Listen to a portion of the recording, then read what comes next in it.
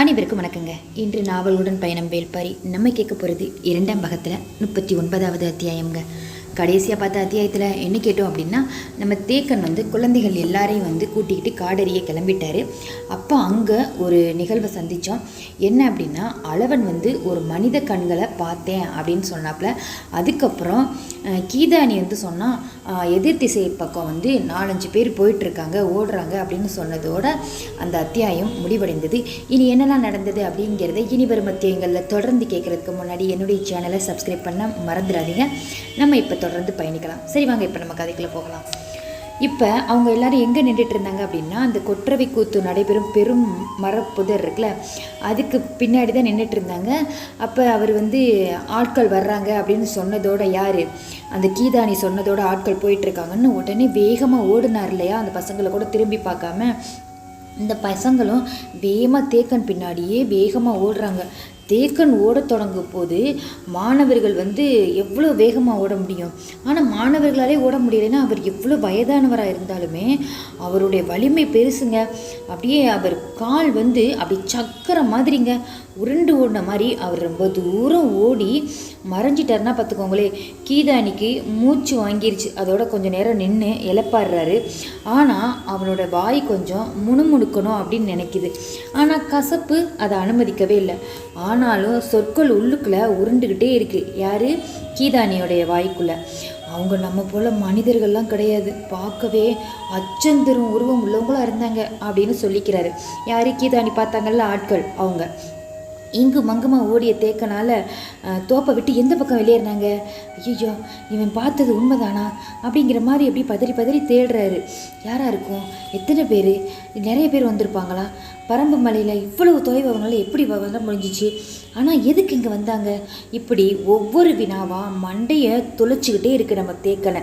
பதற்றம் அதிகமாகிட்டே இருக்குது. வெளியேறிய தடம் எதுவும் மண்ணில் இருக்கா அப்படின்னு பார்த்துட்டே போகிறாரு. ஒரு தடமும் தெரியலை. மறுபடியும் கீதானியை நம்ம விசாரிக்கலாமா திரும்பி போய் அப்படின்னு தோணுது.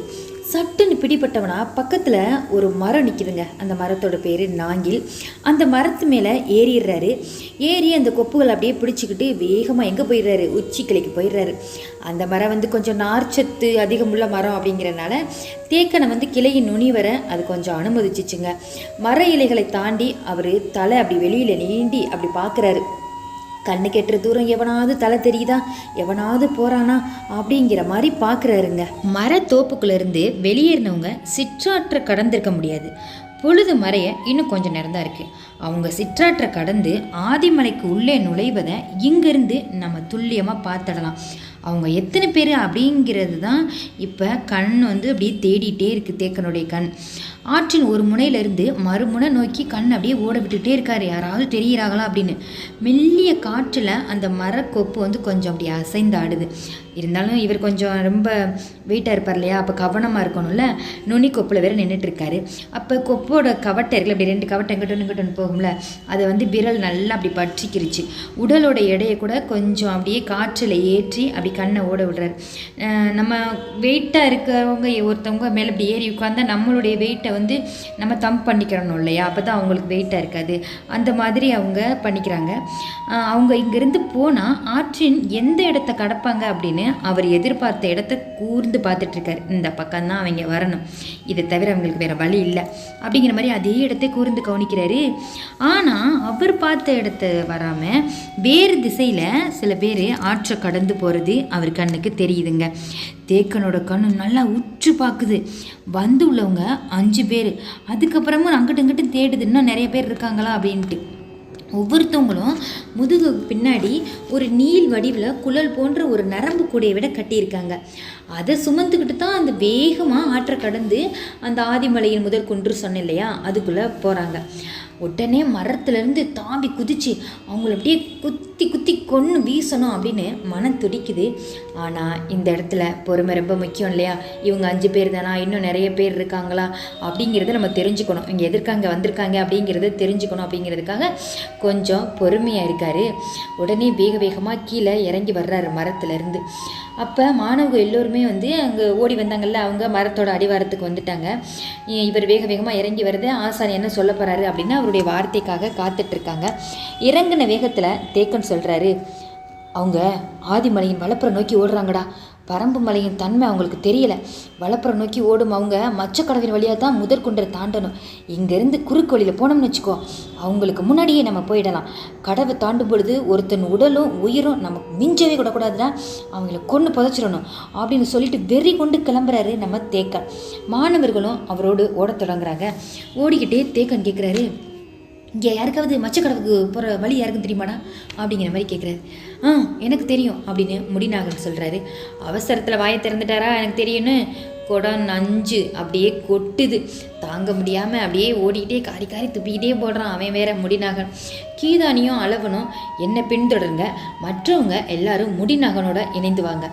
நீங்கள் வரும்பொழுது அவங்கள எல்லாரையும் மண்ணோட மண்ணை சாய்ச்சி நாங்கள் வச்சுருப்போம் அப்படின்னு சொல்லிட்டு அப்படியே வேகமாக ஓடுறாரு. கால்கள் அப்படியே புறவியின் வேகம் கொள்ளுது. அதாவது குதிரை மாதிரி ஓடிட்டுருக்காரு.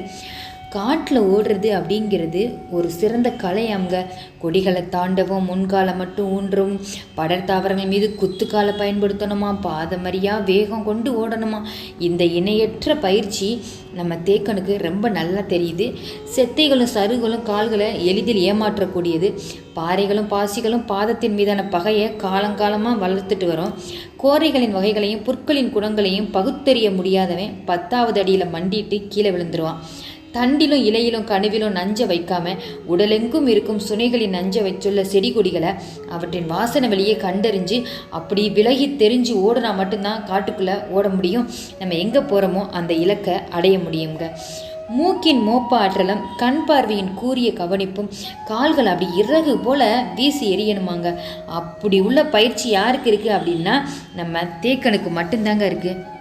செம்ம பாய்ச்சலாக பாஞ்சு ஓடிட்டுருக்காரு. தேக்கனின் கால் எல்லாத்தையும் மிஞ்சக்கூடியதுங்க. ரொம்ப வேகமாக ஓடுது. பொழுது மறைஞ்சு நிலவின் ஒளி கொஞ்சம் அப்படி படர தொடங்குதுங்க. தேக்கனின் ஓட்டத்தை எப்படியாவது நெருங்கிடணும் அப்படின்னு ஆத்திரம் கொண்டு ஓடுறாரு. யாரு? நம்ம கீதானி. அவனை விட வயதிலும் உருவத்திலும் இளையவன் தானே நம்ம அளவன். அவன் கூட வேகமாக ஓடுறான். நேரம் அப்படி கூட கூட தேக்கனின் வேகம் கூட்டிகிட்டே தாங்க இருக்குது. அவருடைய மனசில் என்ன கேள்வி அடுக்கடுக்காக வருது அப்படின்னு பார்த்தீங்கன்னா, கீதானி மரப்புதற்குள்ளேருந்து அவங்க வெளியேறிட்டாங்க அப்படின்னு சொன்ன பொழுதுக்கும் அவங்க சிற்றாற்ற கடக்கும் நேரத்துக்கும் இடையே உள்ள நேரத்தை கணக்கிட்டு பார்த்தா மனம் அதிர்ச்சி அடையுது. ஏன்னா அவ்வளோ சீக்கிரத்தில் அங்கே போக முடியாது. எப்படி போயிருப்பாங்க அப்படிங்கிற மாதிரி யோசனை வருது. அவர்களின் வேகம் கொஞ்சம் பிடிபட தொடங்குது. அது வழக்கமான வேகம்ல அப்படின்னு கூட மனம் கணிக்குதுங்க. அந்த இடத்துல ஓடிக்கிட்டே கேட்குறாரு நம்ம தேக்கன். பின்னாடி கீதானி வர்றாரு இல்லையா, அவர்கிட்ட கேட்குறாரு, அந்த கூடையில் என்ன கொண்டு போகிறாங்க உங்களுக்கு ஏதாவது தெரியுமா அப்படின்னு கேட்குறாரு. ரொம்ப தொலைவில் தான் வந்துட்டுருக்காங்க. யார்? அளவனும் நம்ம கீதானியும். அதனால் அவர் கேட்ட கேள்வி சரியாக விழலை. என்ன கேட்குறீங்க அப்படின்னு சொல்லிட்டு கத்தி கேட்குறாரு அளவன். மறுபடியும் தேக்கன் கத்தியே சொல்கிறாரு, கீதானி அவங்க கூடையில் என்ன கொண்டு போகிறாங்கன்னு தெரியுதா அப்படின்ட்டு. கீதானி வாயை திறந்து சொல்லி நஞ்சு கசப்பை விழுங்க அவர் ஆயத்தமாக இல்லைங்க.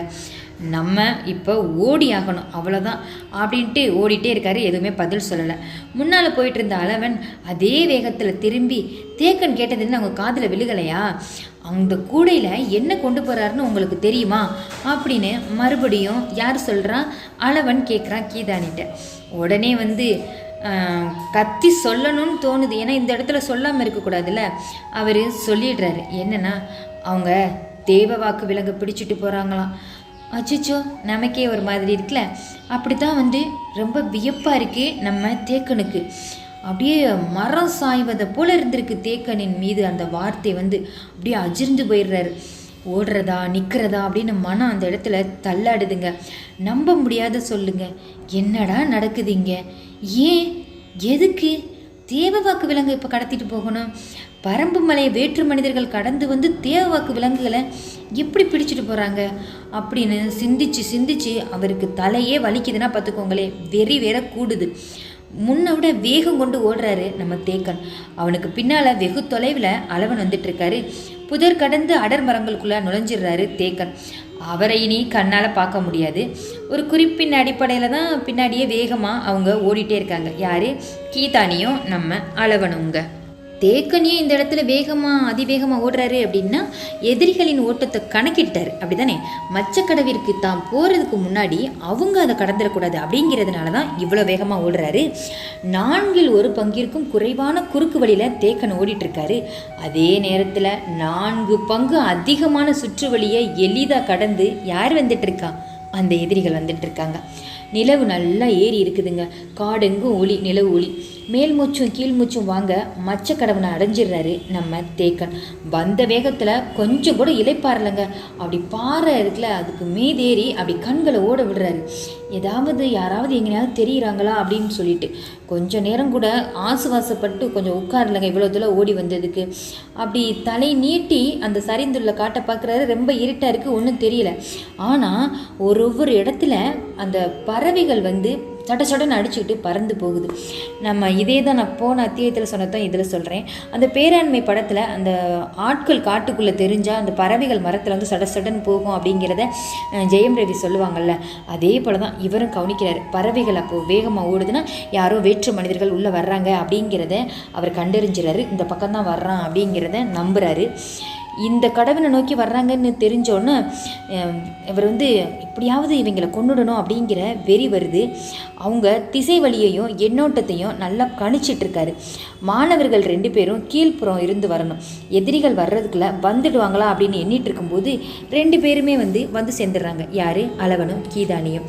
அப்போ தேக்கனுடைய கண் ஆசானாக இருந்து பெருமைப்பட கொஞ்சம் நேரமற்று இருந்துச்சு. ஏன்னா இவர் போன வேகத்துக்கு அவங்க வந்திருக்காங்க அப்படின்னா அந்த இடத்துல அவர் பெருமைப்படணும். ஏன்னா அவர் இந்த பெருமைப்படுற இடத்துல அவர் இல்லை. அவருக்கு எப்படியாவது அந்த எதிரிகளை கொல்லணும். தேக்கன் தாக்குதலுக்கான வழிவகைகளை சிந்திக்கிறாரு. கடவின் விளிம்பு பகுதியில் 2 பேரையும் மறைஞ்சு நிற்க சொல்கிறாரு. கடவின் வழியாக முதல்ல வருபவனை நான் அடித்து தூக்கிய கணத்தில் பின்னால் வருகிறவர்கள் சுதாரிச்சிடுவாங்க. உள்ள ஆட்கள் இருக்கிறாங்க அப்படிங்கிறது அவங்களுக்கு தெரிஞ்சிடும். உடனே கடவின் பிளவுக்குள்ளே வராமல் சுற்றி வர முடிவு பண்ணிடுவாங்க. அப்போ நீங்கள் விளிம்பு பகுதியில் ஈட்டிகள் மற்றும் வெளியே தெரிவது போல் அப்படி நீட்டி பிடிச்சிக்கோங்க அந்த ஈட்டியை. எல்லா புறமும் ஆட்கள் இருக்கிறாங்க அப்படிங்கிறத அவங்க அறிஞ்சுக்கிட்டாங்க அப்படின்னா அவங்களுக்கு என்ன வரும்? பதற்றம் வரும், திசை தடுமாறும். வேறு வழி இல்லாமல் துணிந்து கடவினை கடக்க முயல்வாங்க, அல்லது திசை குழப்பத்தில் பின்வாங்க நினைப்பாங்க. ஒருபோதும் விளிம்பில் தெரியும் ஈட்டி முனைகளை நோக்கி வரவே மாட்டாங்க. அவங்க கடவினை தாண்ட நினைச்சாலோ பின்வாங்க நினைச்சாலோ நான் பார்த்துக்கிறேன். அந்த கணம் அவர்களுக்குள் முளைக்கும் அச்சம்தான் அவர்களை அழிக்கும். அவங்க நிலைமையை உணர்வதற்கு முன்பே அழிவின் கொடூரத்தை காண்பாங்க அப்படின்னு தேக்கன் சொல்லி முடிக்கிறாரு.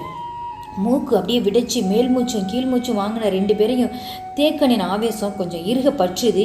ஈட்டியை உறுதி கொண்டு பிடிக்கிறாங்க. கீதானி வலப்புறமும் அளவன் இடப்புறமா விளிம்பு நோக்கி அப்படி போகிறாங்க. தேக்கன் முதல் ஆளை அடித்து தூக்குறவரை ஈட்டியை வெளி நீட்டி விடக்கூடாது அப்படிங்கிறதுல கவனமாக இருக்காங்க. கடவின் ஒரு பகுதியில் மெல்ல தலை தூக்கி அப்படி எட்டி பார்க்குறாரு தேக்கன்.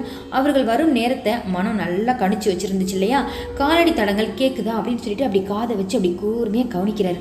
முன்புறம் இருக்கும் பாறைகள்லேருந்து பறவை ஒன்று அப்படி நம்ம சொன்னல அது மாதிரி படப்படன்னு எழுப்பி போகுது. அப்போ அவர் நம்பிக்கை வந்துருச்சு, நெருங்கிட்டாங்க அப்படின்னு. ஓடி வரும் அசைவில் தேவாக்கு விலங்கு கூட ஓசை எழுப்பிடுச்சு. அந்த விலங்குகள்லாம் கத்தும் இல்லையா? தேவாக்கு கத்திக்கிட்டே இருக்குது. தேக்கன் கடவுக்குள்ளே நுழைப்போன அப்படி தோதான திசையிலேருந்து தாக்க கால் 2ஐயும் அப்படி பாறையின் செதில்களுக்கு ஏற்ப அப்படி இறுக அமைக்கி அப்படி நின்றுட்டு இருக்காரு. கீதானியும் அளவனும் தேக்கன் அப்படி உத்து பார்த்துட்டே இருக்காங்க. தேக்கனின் கை 2ம் அந்த பன்றி கொம்பு வச்சுருப்பாங்கன்னு சொன்னலையா, அதை உள்ளங்கைக்குள்ள அப்படி கொண்டு அப்படியே அவங்களை குத்துறதுக்கு அப்படி ரெடியாக நிற்கிறாரு. முதல் நாள் கடவுளை நோக்கி முன்னேறி வரும் ஓசை கேட்டுருச்சு. தேக்கன் அப்படியே பாறையோடு பாறையாக சாஞ்சு அப்படியே அடித்து தூக்க ஆயத்தமாக இருந்தான். பாறையில் காலடி யோசை கேட்டுச்சு இல்லையா? அந்த கணத்தை மனம் கணிக்கும் முன் கடவின் பிளவை ஒரு உருவம் பாய்ந்து கடந்துருச்சுங்க. கணிக்க முடியாத வேகத்தில் நிகழ்ந்த இந்த செயலை விட்டு விடாதபடி அவன் முதுகுப்புறத்தை நோக்கி மின்னல் வேகத்தில் பாய்ந்தாரு தேக்கன். கடவின் பிளவுக்குள்ள கால் நுழைந்த கணத்திலேயே ஆள் இருப்பதை ஓடி வருபவன் கவனிச்சிட்டான். தன்னை தாக்க போகிறான் அப்படின்னு அறிஞ்சதும் முழு வேகத்தோட வழக்கையை அப்படி திருப்பி சுழற்றுனா பாருங்க அந்த எதிரி. முதுகு தண்டை நொறுக்கும் வேகத்தோடு அப்படியே தேக்கன் போய் கீழே விழுந்துட்டார். அந்த பாறையில் போய் அடித்து கீழே விழுந்துட்டார். அவர் சரிஞ்சு உருளும் ஓசை கேட்பதற்குள்ள மற்ற 4 பேருமே கடவுளை கடந்துட்டாங்க. கீதானிக்கு எதுவுமே பிடிபடலை. இருளுக்குள்ளே படுவேகமாக உருவங்கள் மறைவதும் யாரோ தூக்கி வீசுறதுன்னு தெரிஞ்சே தவிர கருப்பா யாருக்கு என்ன நடந்துச்சு அப்படின்னு தெரியல. ஒருத்தர் விழுந்துட்டாரு. ஆனால் நம்ம வெளியே ஈட்டியை நீட்டலாம் அப்படின்னு வெளியில் ஈட்டியை நீட்டினா அதை அவரும் பிடிக்கணும் இல்லையா சேர்ந்து. அளவன் அவன் வந்து வேறு பக்கம் திசை நோக்கி ஓடுறான். ஈட்டியை வெளிப்புறம் நீட்டாமல் ஏன் கடவுள் நோக்கி இவன் ஓடுறான் அப்படின்னு கீதானிக்கு புரியலை. ஆனால் அளவனின் கண் நடந்ததை நல்லா துல்லியமாக பார்த்துருச்சு. அவருக்கு தான் வந்து அந்த நாகக்குடியில் பிறந்தனால நல்லா கண் பார்வை நல்லா தெரியும் இல்லையா. அப்போ யார் கீழே விழுந்தா அப்படிங்கிறத அவர் அறிஞ்சிட்டு உடனே ஆசானை தூக்குறதுக்காக ஓடுறாரு நம்ம அளவன். வந்தவுடன் ஆசான் தலையை அப்படி ஏந்தி பிடிச்சு அப்படி தூக்குறாரு அளவன். அவனுடைய கை படுவதற்குள்ள ஆசான் தானாகவே தலையை தூக்கிடுறாரு. அந்த வேகத்துக்கு உடல் ஒத்துழைக்கலை. இருந்தாலும் மாணவர்கள் முன்னாடி நமக்கு வலிக்குது, நம்ம அடிபட்டுட்டோம் அப்படின்னு காட்டிக்க கூடாது இல்லையா. அவர் அந்த பின் மண்டையில் போய் நல்லா அடிச்சிருச்சுங்க பாறை. அதனால கொஞ்சம் மயக்கம் வந்து கண்ணை சுற்றி இருக்கு நம்ம தேக்கனுக்கு. கொஞ்சம் ஆசுவாசப்பட்ட பின் கொஞ்சம் தண்ணி அள்ளிட்டு வா அப்படிங்கிற மாதிரி சொல்லியிருக்காரு. சுனையில் நீர் அள்ளிட்டு கீதானி ஓடுறாரு. யானை தாக்கியதை போல் உணர்ந்த தேக்கனின் உடல் அப்படி எழுந்து உட்கார்றாரு. கீதானி கை நிறைய நீர் அள்ளி வர்றாரு. ஆனால் பத்தலை. திரும்ப திரும்ப அள்ளிட்டு வந்து கொடுக்குறாரு. நல்லா குடிக்கிறாரு நம்ம தேக்கன். வலது கை கொண்டு இடது தோள்பட்டையை இழுத்து அமுக்கி அப்படி பார்க்குறாரு. மாணவர்கள்ட்ட எதுவுமே காட்டிக்க கூடாது இல்லையா. ஆனால் நம்ம தோள்பட்டை இறங்கிருச்சு அப்படிங்கிறது மட்டும் தெரியுது தேக்கனுக்கு. கால்களை மெல்ல இழுத்து ஊன்றி அப்படி எந்திரிக்கிறாரு. எலும்புகள் எங்கும் உடையலை. தோள்பட்டை தான் நல்லா வலிக்குது, நல்லா அடிபட்டிருக்குங்கிறது தெரியுது. அது பாறையில் போய் விழுந்தாரே, பாறை தாக்குதுன்னு நினைக்கிறீங்களா? கிடையவே கிடையாது. அந்த ஆளோட கை அப்படி அடிச்சிருக்குங்க. அவன் கை வீசி தாக்குறதுனால ஏற்பட்டதை நினைக்கும் போது எப்படி அவ்வளோ ஒரு உடல் உறுதி வலிமை, யார் இவங்க அப்படிங்கிற மாதிரி தேக்கனுடைய மனசு இப்போ ரொம்ப அப்படியே ஒரு மாதிரி தள்ளாடுது. வியப்பின் குறியில் இருந்துகிட்ருக்கு. கீதானி மெல்ல வாயை திறந்து சொல்கிறாரு, அவங்கள நான் நல்லா பார்த்தேன் ஆசானே. பார்க்கவே அச்சந்தரும் உடல்வாகு கொண்டவங்களாக இருந்தாங்க. அப்படி சொல்லிகிட்டு இருக்கும்போதே கசப்பின் சுரப்பு தாங்க முடியாமல் ரொம்ப பாடுபட்டு சொல்லிட்டாரு. தொண்டைக்குடியை அப்படியே அழுத்தி அழுத்தி அந்த சொற்களை எப்படியே சொல்லி முடிச்சிட்டாருன்னு வச்சுக்கோவோம். கீதானி மூச்சு வாங்கினபடி தேக்கன் சொல்கிறாரு, அப்பேற்பட்டவனை நான் வீழ்த்திட்டேன்டா அப்படின்றாரு. கீதானிக்கும் அளவனுக்கும் என்ன சொல்கிறேன்னே தெரில. ஒருத்த பார்த்துட்டு வியப்பாக இருக்காங்க. என்ன சொல்கிறாரு இந்த கிழவனை தானே அவன் தூக்கி வீசிட்டு போனான், கிழவன் அவனை அடிச்சிட்டேங்கிறாரே அப்படின்ட்டு மறுபடியும் தேக்கன் சொல்கிறாரு, ஆமாண்டா, அவனது ஓட்டத்தின் வேகத்தை நான் தவறாக கணிச்சிட்டேன். நான் நினச்சதை விட 2 மடங்கு வேகம் அவன் வச்சுருந்துருக்கான். ஆனாலும் தப்பிச்சு செல்றவனா, அதெல்லாம் தப்பிச்சு செல்லவே விடலை. அப்படி பாய்ந்து அவனை அடித்தேன் பாரு. துல்லியமாக அவனது பின்கழுத்து நரம்ப முறுக்கிட்டேன். அது அருந்து விட்டதை என்னோட உள்ளங்கை நல்லா உணர்ந்துச்சு. இனி அவன் ரொம்ப தூரம்லாம் போயிருக்க முடியாது, அவன் ஓடவே முடியாது. இனி யாரும் அவன் விழுந்து செத்துருப்பான் அப்படின்னு சொல்கிறாரு தேக்கன். மாணவர்களுக்கு வியப்பு, நமக்கு கூட வியப்பாக தானே இருக்குது. மீதமுள்ள நாள் வரை நம்ம வீழ்த்தணும் அப்படின்னு சொல்லிட்டு கவனமாக பாறையின் மீது ஏறுறாரு. குன்றின் சரிவு கொஞ்சம் அடர் காடுகளை கொண்டதா, அதற்குள்ளே அவங்க நுழைஞ்சு போயிட்டுருக்காங்க அப்படிங்கிறத நல்லா புரிஞ்சுக்கிறாரு. தேக்கன் பாறையை விட்டு கீழே இறங்குறாரு. நீங்கள் வந்த வழியே திரும்பி போங்க. முடிநாகன் மற்றவர்களை அழைச்சி கொண்டு எதிர வந்துட்டுருப்பான். கவனமாக இங்கே அழைச்சிட்டு வாங்க, வேகமாக போங்க அப்படின்னு சொல்லி இவங்க 2 பேரையும் துரத்துறாரு. அந்த முடிநாகனை அழைச்சிட்டு வர சொன்னார் இல்லையா, மீது ஆளுகள் எல்லாரையும் வேறு வழியில், அவங்கள போய் நீ அழைச்சிட்டு வா அப்படிங்கிற மாதிரி சொல்கிறாரு. கீதானியும் அளவனும் ஓட தொடங்குறாங்க.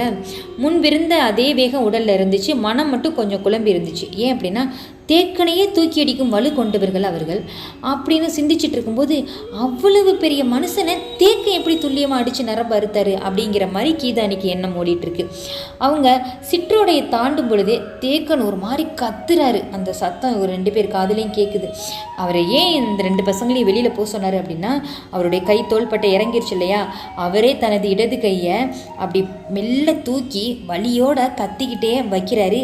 வச்சுட்டு அந்த அங்கே அவருக்கு தெரியும் இல்லையா என்னென்ன அரப்பு மருந்தெல்லாம் அரைச்சி கட்டணும் அப்படிங்கிறத அரைச்சி அவரே வந்து கட்டிட்டு தன்னுடைய கையை அவர் சரிப்படுத்திட்டு இருக்காரு.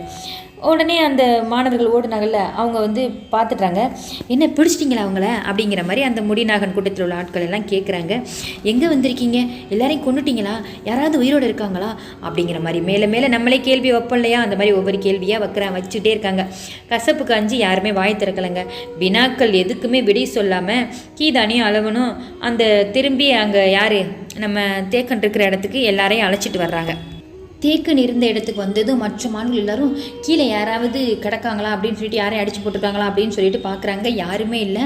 ஆனால் நம்ம தேக்கனுடைய உடல் மட்டும் ஏதோ கட்டி போட்டிருக்காரு கையில். இவங்களுக்கு எல்லாரும் ஆச்சரியமாக இருக்குது, என்னதே நடந்திருக்கும் இங்கே அப்படின்னு சொல்லிட்டு. உடனே இவர் தேக்கன் அவங்கள எதிர்பார்த்து காத்துட்டு இருந்தார் இல்லையா, வந்ததும் சொல்கிறாரு, கீதானி, அளவன், மடுவன், அவுதி, வண்டன், பிண்டன் இவங்க 6 பேரும் என்னோட வாங்க. மற்றவர்கள் முடிநாகனோட சேர்ந்து எவ்வியூருக்கு புறப்படுங்க. நம்ம எதிரிகள் தென்கிழக்கு திசை நோக்கி ஓடிட்டு இருக்காங்க. ஆதிமலையில் மிக கடினமான அடற்காடு நிறைந்த பகுதிக்குள்ள அவங்க நுழைஞ்சிட்டாங்க. எளிதில் அவர்கள் வெளியே போக முடியாது. நம்ம இடப்புறமாக நடந்தோம் அப்படின்னா வெகு விரைவாக மேலே இருக்கும் எலிவால் அந்த முகட்டுக்கு நம்ம போயிடலாம். அவங்க அங்கே வரும்பொழுது அவங்கள நம்ம அழித்தொழிக்கணும். நீங்கள் எவ்வியூருக்கு போங்க, பாரிட்டு போய் இங்கே நடக்கிறது எல்லாத்தையும் நீங்கள் சொல்லணும். எவ்வளவு விரைவாக போக முடியுமோ அவ்வளவு விரைவாக நீங்கள் போகணும், சரியா அப்படின்னு சொல்கிறாரு. தேக்கனின் வேகம் உச்சரிக்கும் சொல் அப்படியே எல்லாருக்கும் ஒரு மாதிரி பரபரப்பாக இருக்குது. அதே நேரத்தில் மாணவர்களை நம்பிக்கையோடு இயக்க சொற்களை மனம் தேடுது. உள்ளுக்குள்ளே ஊறி பெருகும் வெறி கன நேரத்தையும் வீணாக்கிடலைங்க. எந்த வழி போவீங்க அப்படிங்கிற மாதிரி மறுக்கும் கேள்வி வேற அந்த பசங்கள்கிட்ட வைக்கிறாரு. வந்த வழி அப்படிங்கிறாங்க. இல்லை மிக ரொம்ப நேரம் ஆயிரும். சிற்றோடன் இடப்புறமாக போனீங்க அப்படின்னா சிறு தொலைவில் அருவி வரும். அந்த இடத்துல சிற்றோடை நீங்கள் கடந்து மேலே போங்க, நேராக அங்கே எங்கே போகலாம், எவ்வியூருக்கு போயிடலாம் சீக்கிரமே அப்படின்றாரு. மாணவர்களும் சரி அப்படின்னு தலையாட்டுறாங்க. இருந்தாலும் அந்த பக்கம் போகணும்னா நிறைய ஐயங்கள் இருக்கும் இல்லையா, போனதே கிடையாது. அதுவும் ஆற்றுக்குள்ளே போகணும் அப்படின்னா எவ்வளோ ஆபத்தெல்லாம் இருக்கும். பேராண்மை படம் மாதிரியே இருக்குங்க. அந்த பொண்ணு ஒரே ஒரு பொண்ணு போகும் இல்லையா, அப்போ அதே பயம்தான் இந்த பசங்களுக்கும் வருது. இருந்தாலும் அவர்கிட்ட கேட்கணும் அப்படின்னு தோணுது.